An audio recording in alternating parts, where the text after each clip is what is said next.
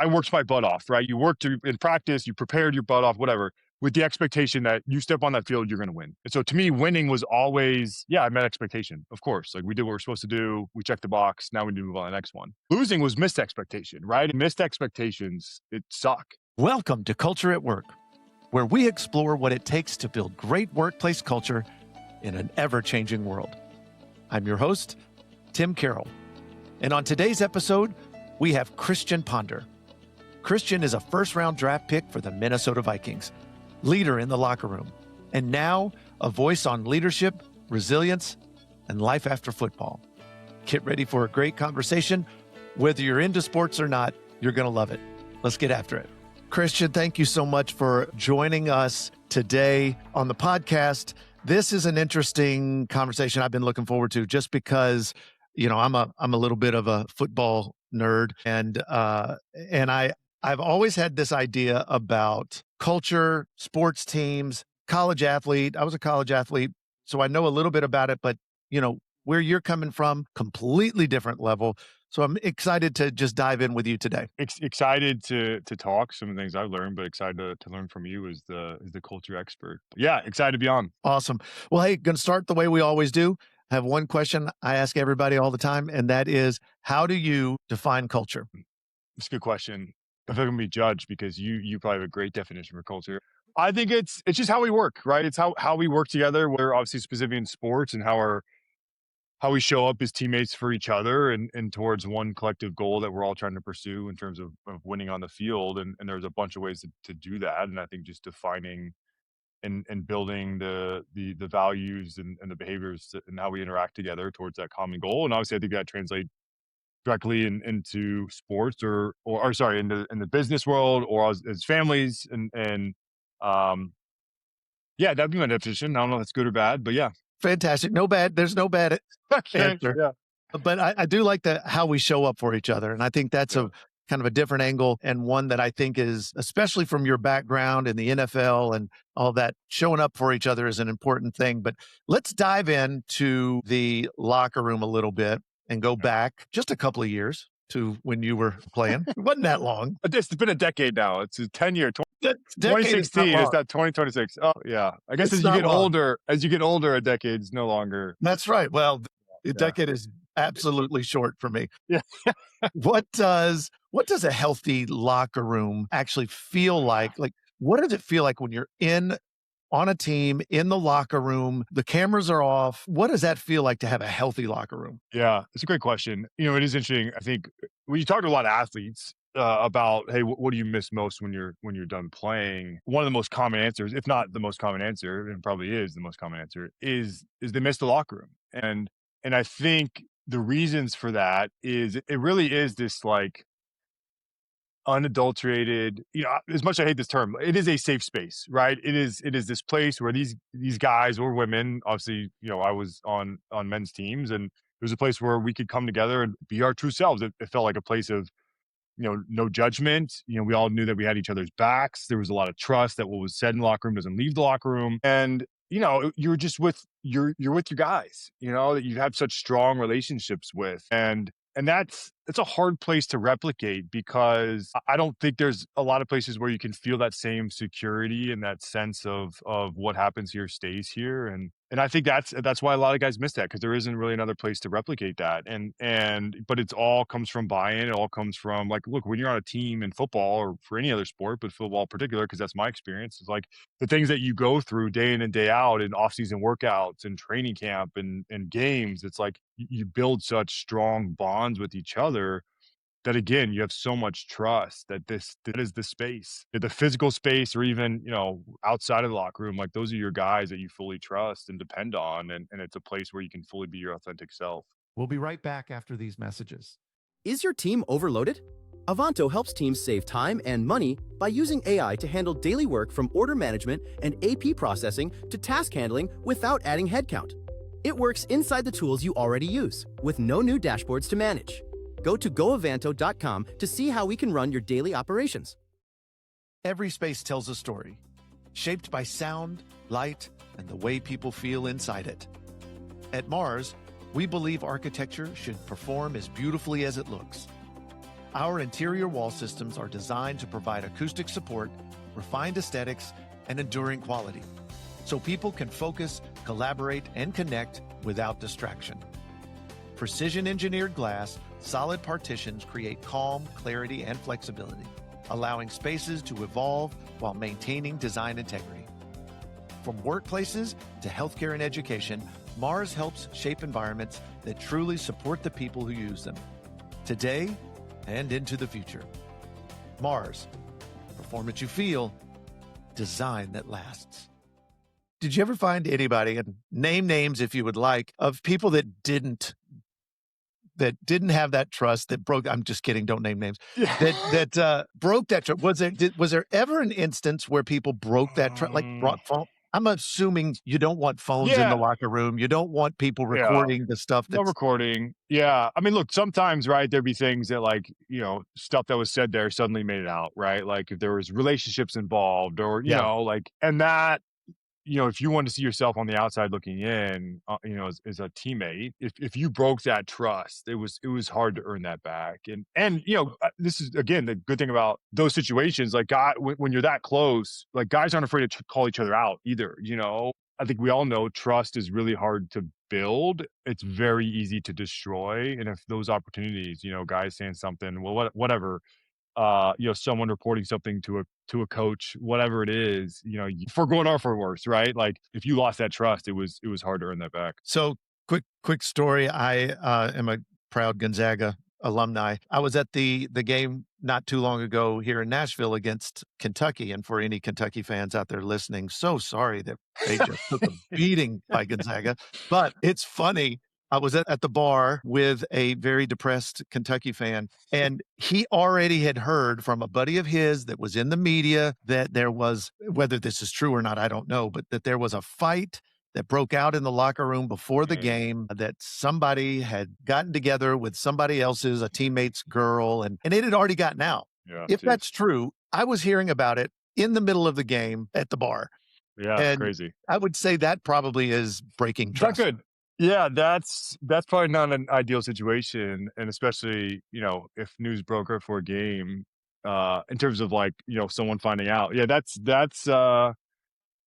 not great. And obviously, that becomes a distraction, especially in game day. Like that becomes a And distraction. they played like And it. yeah, for the benefit of Gonzaga. But yeah, Yeah. that's a tough. And again, like, look, the effects of that are going to last a long time. I don't think guys are that quick to forgive.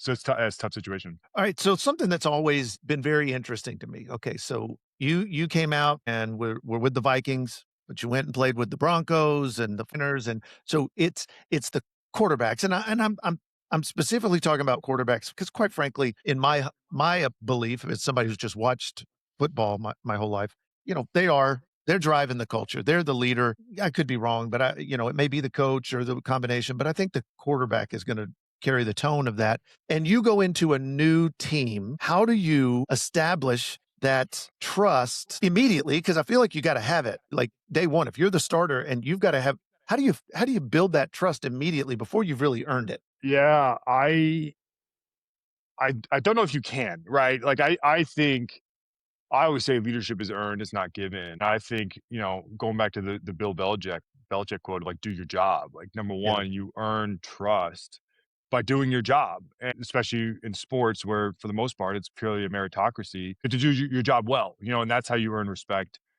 and influence and leadership, and it's doing your job well and showing up, right? You set the tone and work ethic. I mean, so much about sports is like you got to be the first one in the locker room, the last one to leave. You got to be the one working out the hardest and showing up to all the things and not missing and showing that you're committed and everyone else follows, right? And so you've got to set that tone early. And then on top of that, right, it can't just be I show up and I isolate myself and work my butt off. You've got to build relationships and you've got to connect with the guys and on a personal level. And I think the best that do it, find ways to personally connect and take guys out to dinner or whatever it is, because so much influence is also like finding those commonalities. Like that's how you build relationship and you build trust, right? Like the behavioral science says, we trust things that we're more familiar with. And who are we most familiar with? We're familiar with ourselves. So when I can build the way I can build trust is finding ways that I can be like that person. I can find connection points where we have similarities, and then we can start building trust.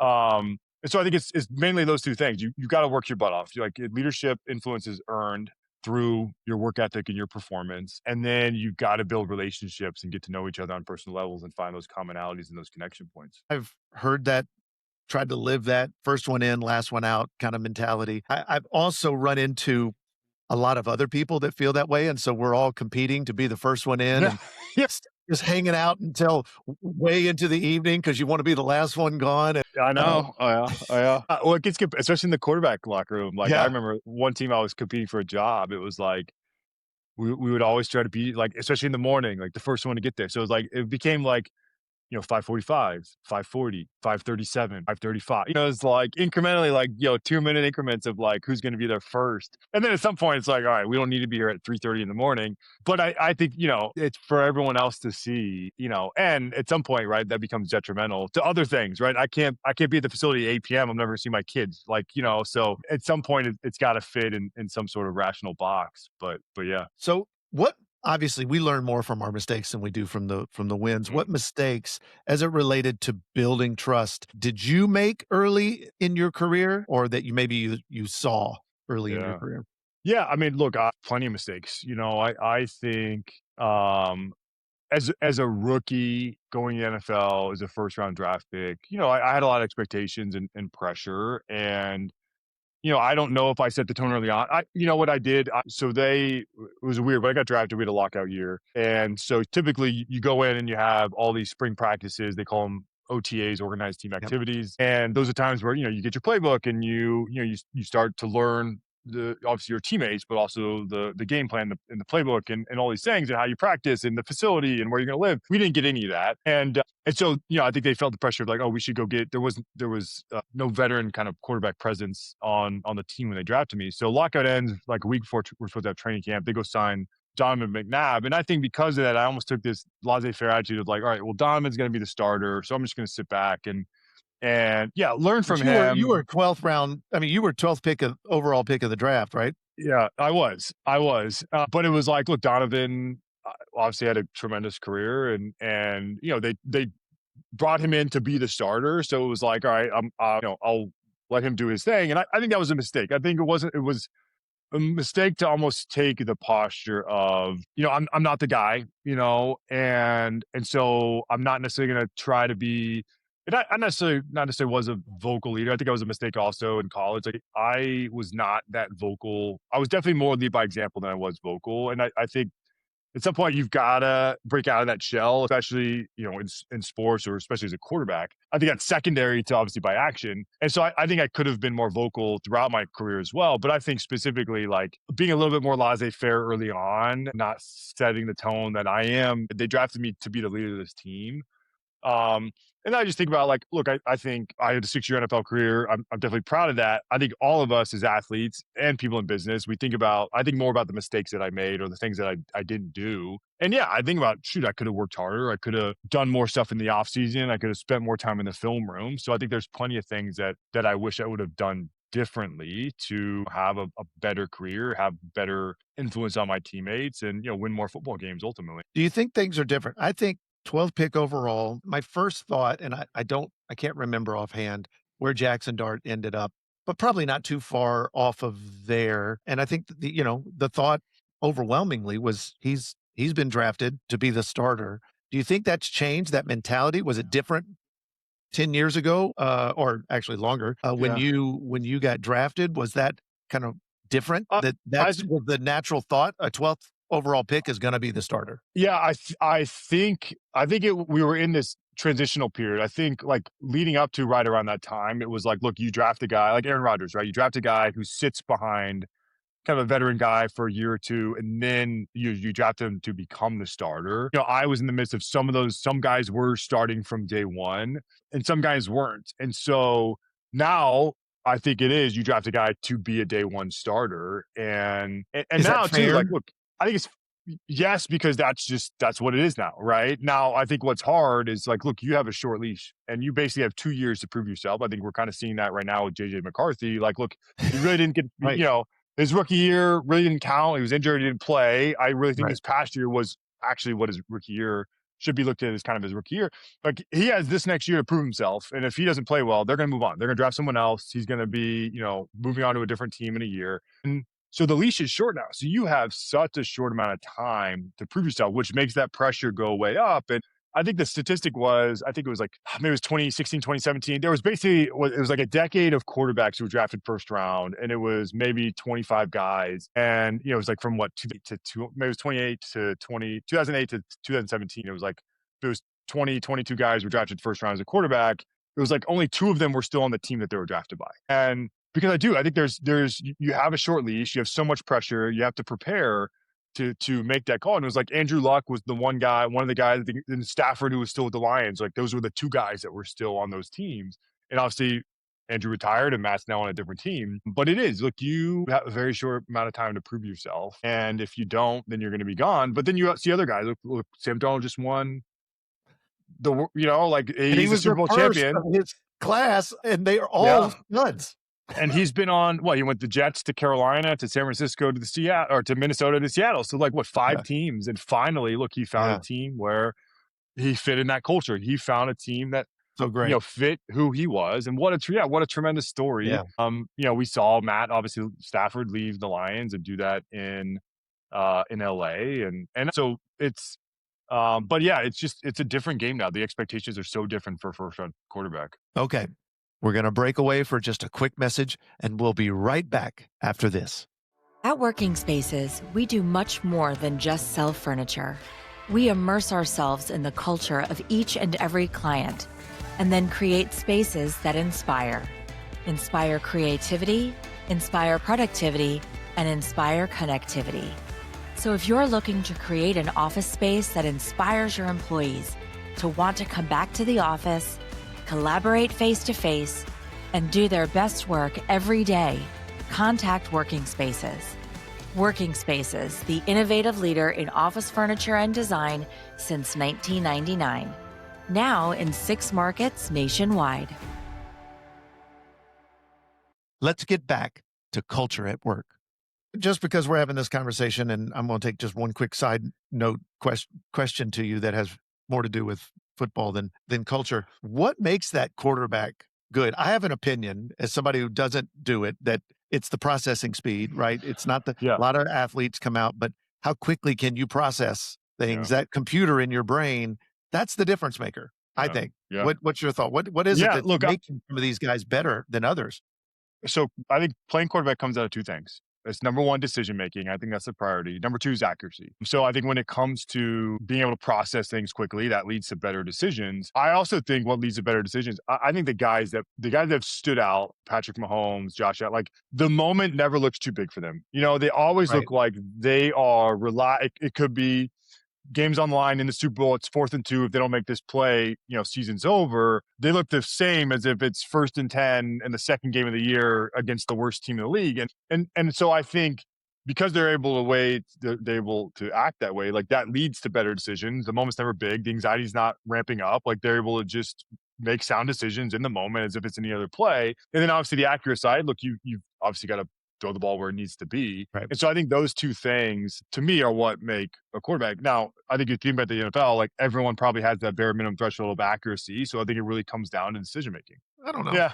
We've had people in Tennessee that maybe I would question whether there's that bare minimum of accuracy. Yeah, fair. Present quarterback not included. So you mentioned decision making, and that's a great segue. What do you think as we move kind of from the football field more towards the boardroom? What did playing quarterback teach you about kind of high stakes decision making in life? Good question. I'm still figuring that out. Yeah. I think a lot of as we think about like building culture and leadership, I think a lot of the same things in sports hold true to business, right? I think as we think about leadership and influence, like, look, you have to own the things that you own at a high level before you start telling someone else what to do. I think that's, again, how you build trust initially, and then through building personal relationships. I think when it comes to decision making, I think work ethic matters. I think as athletes, right, we love to use the term you control what you can control.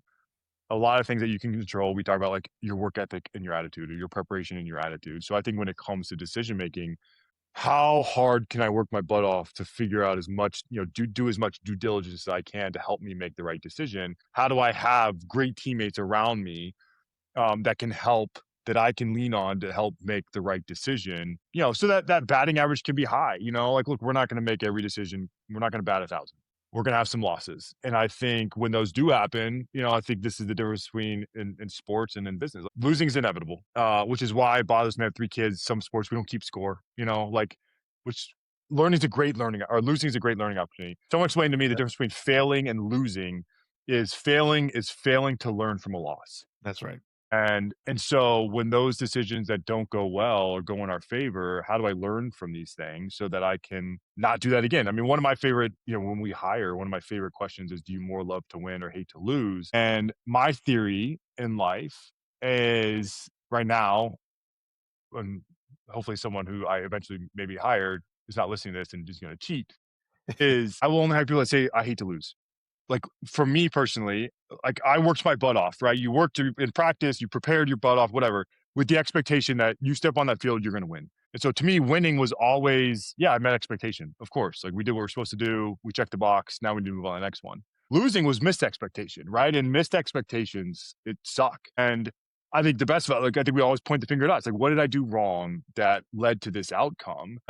And that feeling just, I mean, I still think about the 3 interceptions I threw against Clemson in 2009. Like, what was I thinking? Lost us the game. Like, it still pains me. And so I want to hire someone that, like, yeah, look, we did what we're supposed to do, so we won. I hate losing. I'm gonna do everything I can to not have this feeling again. But also, in retrospect, when that does happen, how do I learn from this experience so that when this next opportunity comes, that loss made me better? And so hopefully those percentages of losing go down every time, from those learning experiences. Well, if you're like me, those losses, like the 3 interceptions, there's a place in my stomach that I feel every time I think about those losses. It's like, Yeah. "Oh, yep, there's that one. I had that one right here. Yeah. That one's It's right always here on the great, right." like, 10:30 at night when suddenly you just start thinking about it. I'll get, like, sweaty hands anxiety, like, "What were you doing?" And especially that one, I mean, that one ended up actually costing me my junior season at Florida State because I threw a 3rd interception, made a boneheaded decision. I was gonna take it out on a 240-pound safety, and led to a third-degree separation of my AC joint in my throwing shoulder and surgery and ended that year, and it was just like, "Dude, why? Why?" Brutal. Youth, youth. Yeah, yeah, wasted on the young. Yes, right.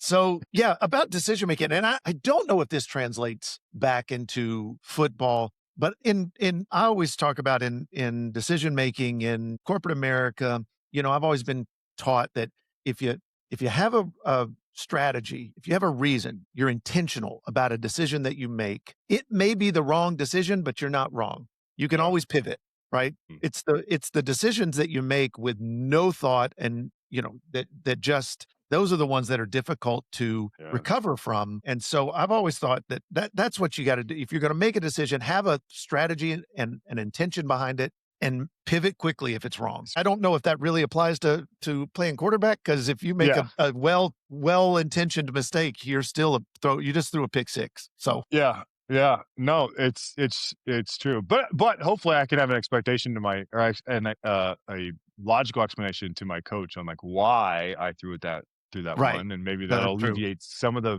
how pissed off my coaches at me. But yeah, even, like, to your point, when it goes back to building trust, if I can't explain to my team why I made that decision, I mean, talk about losing trust. If I can, logically explain, well, this is why I made that decision with this intentionality, I think for the most part, people can be forgiving. That's right. Vast capacity for grace when people understand why you made the decision you made. And talking about decisions, I feel as if filtering out the noise is an important part of making good decisions. And I don't know if there's anybody better that can do that than an NFL quarterback. Thoughts on that?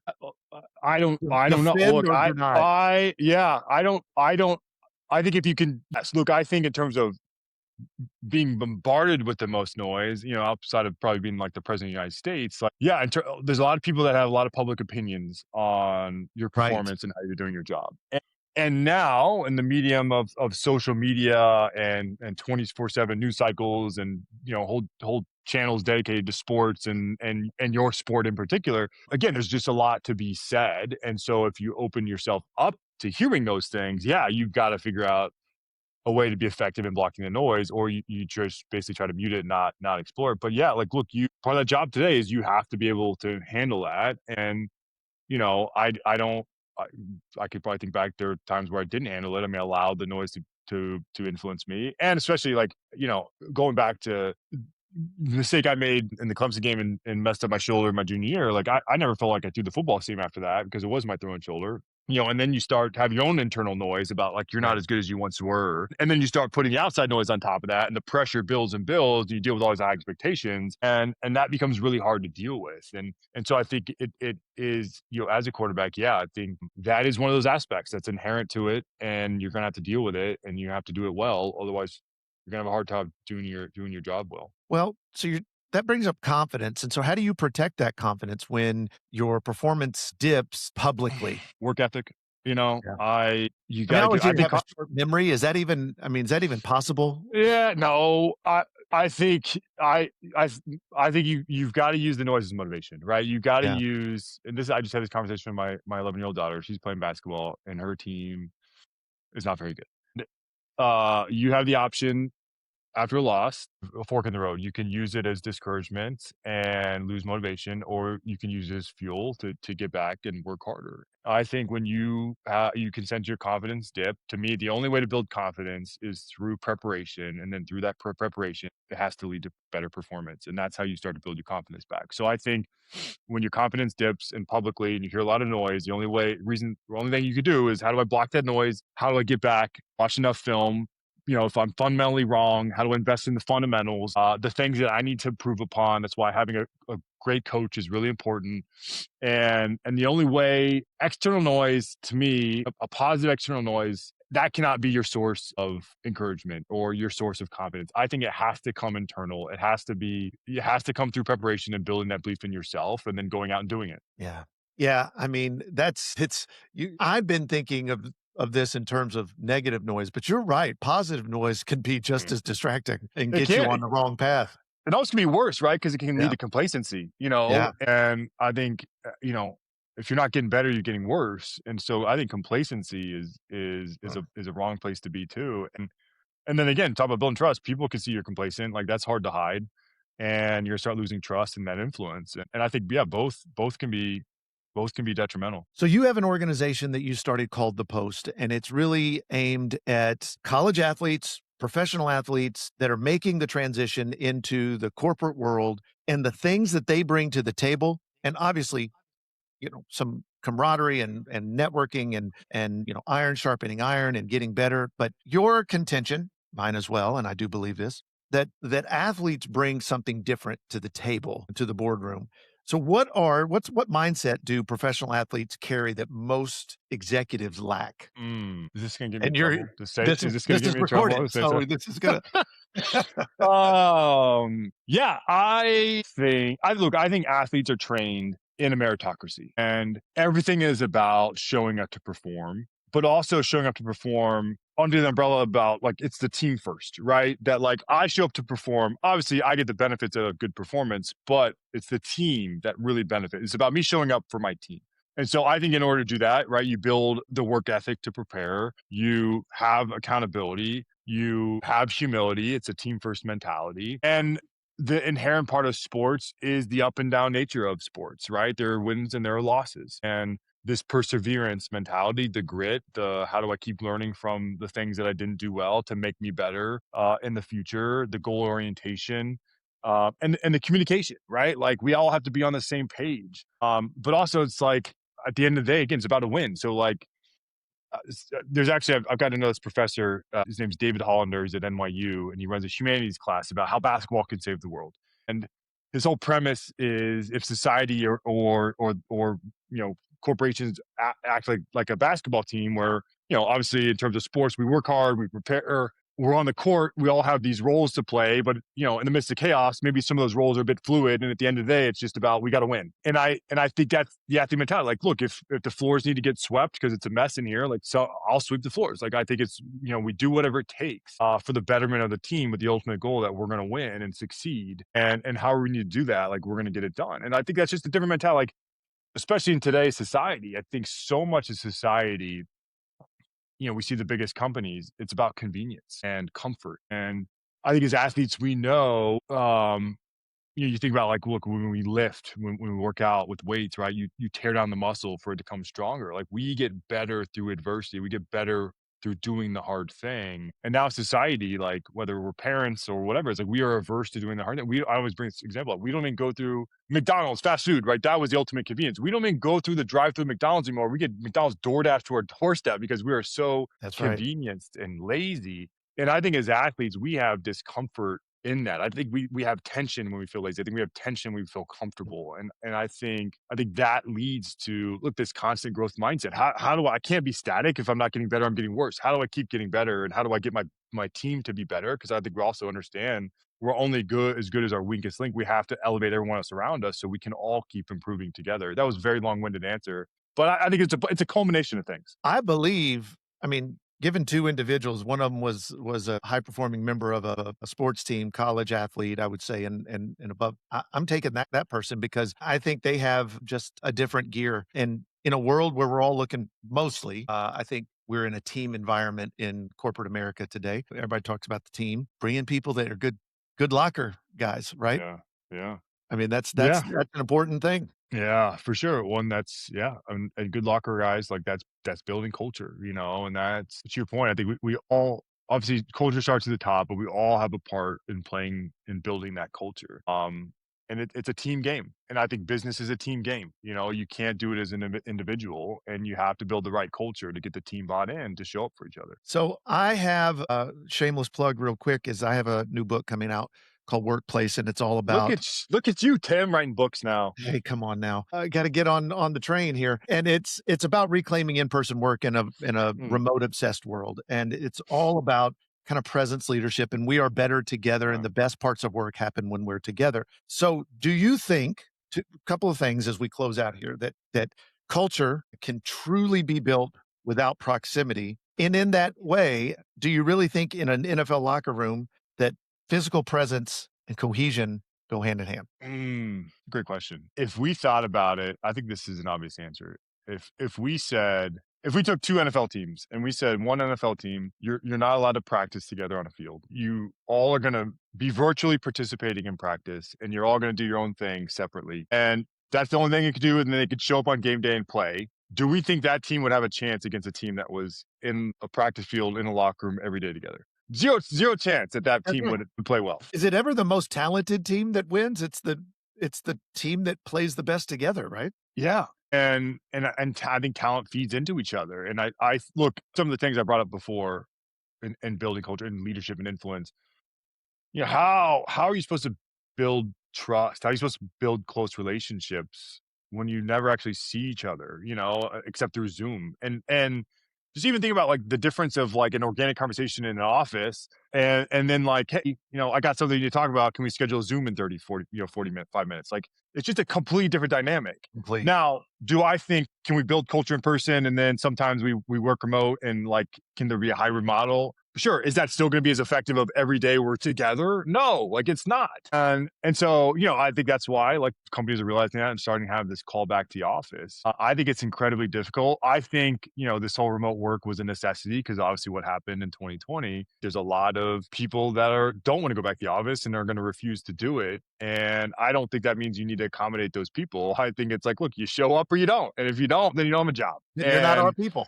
Yes, for sure. But I think it's and I assume this is aligned with what you wrote in the book. Well, 100%.